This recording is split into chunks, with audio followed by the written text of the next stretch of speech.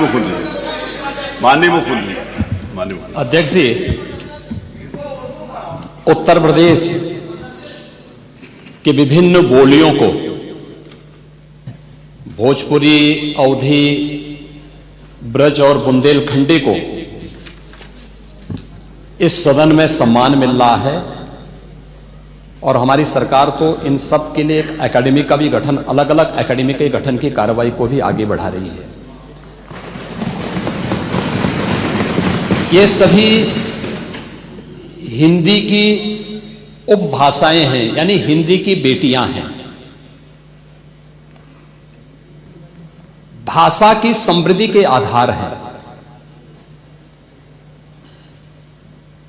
और हमें इसका स्वागत करना चाहिए। ये सदन साहित्यिक, केवल विशुद्ध साहित्यिक और व्याकरण से के विद्वानों की नहीं है, आम जन का प्रतिनिधित्व करने वाले माननीय सदस्य समाज के विभिन्न तबके से आए हैं।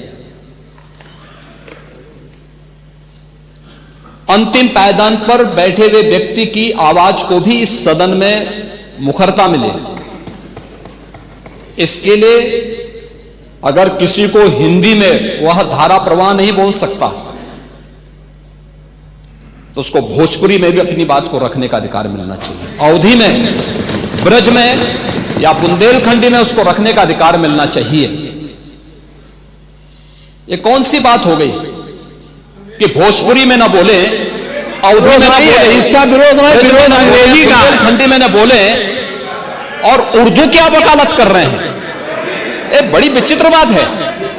आप मुझे बताइए, मैं इसीलिए कहता हूं कि आप समाजवादियों का चरित्र ही इतना दोहरा हो चुका है, इतना दोहरा हो चुका है कि अपने बच्चों को भेजेंगे इंग्लिश पब्लिक स्कूल में और दूसरों के बच्चों को बोलेंगे कि एक गांव के उस विद्यालय में पढ़े जहां संसाधन भी नहीं है। ये दोहरा आचरण और जाकी रही भावना जैसी प्रभु मूर्ति देखी दिन तैसी, यह तो आचरण आप लोगों का है। इसीलिए आपने कल भी भोजपुरी का विरोध किया, अवधी का विरोध किया, बुंदेलखंडी का विरोध किया और आप लोग अपने दैनिक जागरण में, दैनिक जीवन में इस प्रकार के आचरण के आदी हो चुके हैं।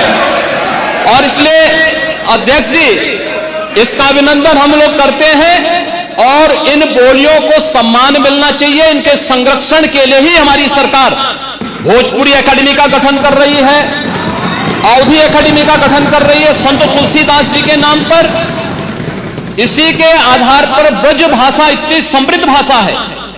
सूरदास जी ने अपनी सभी रचनाएं उसी भाषा में दी हैं। संत तुलसीदास जी ने अपनी कालजयी रचना रामचरितमानस, जो इस सदन में ही नहीं, उत्तर भारत के अंदर और भारत से प्रवासी हुए जितने भी ऐसे लोग हैं जो मॉरिशस में या दुनिया के फिजी में या दुनिया के किसी देश में गए, उनके संकट काल में रामचरितमानस ही तुलसीदास जी का अवधी भाषा में रचा गया रामचरितमानस ही उनका सहारा बना था। और आज जब उसको सम्मान मिल रहा है तो आप उसका विरोध कर रहे हैं। बड़ी विचित्र सी स्थिति है। आप हर अच्छे कार्य का समाज, आज के यही ढोंग है आप लोगों का, यही ढोंग है।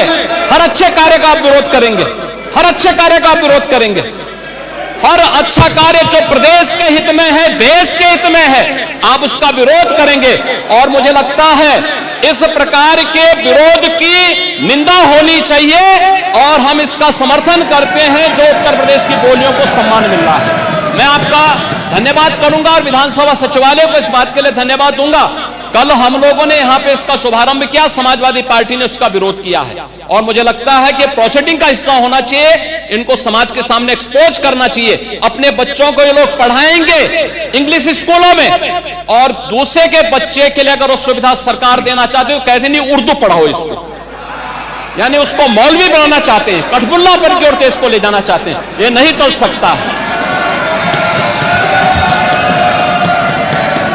उर्दू भी इस प्रदेश की बोली है, तो उर्दू में क्यों नहीं यहाँ विधानसभा में किया जाए? उर्दू भी उत्तर प्रदेश में बड़ी संख्या में बोली जाती है, तो उर्दू को मेरा केवल विरोध अंग्रेजी का, क्योंकि अंग्रेजी से अंग्रेजी कौन गांव में जानता है? यहाँ बोला जाएगा तो अंग्रेजी में कौन समझेगा? कितने लोग हैं? इसलिए इस विधानसभा को कुलीन तंत्र की विधानसभा न बनाइए, यही मेरा अनुरोध।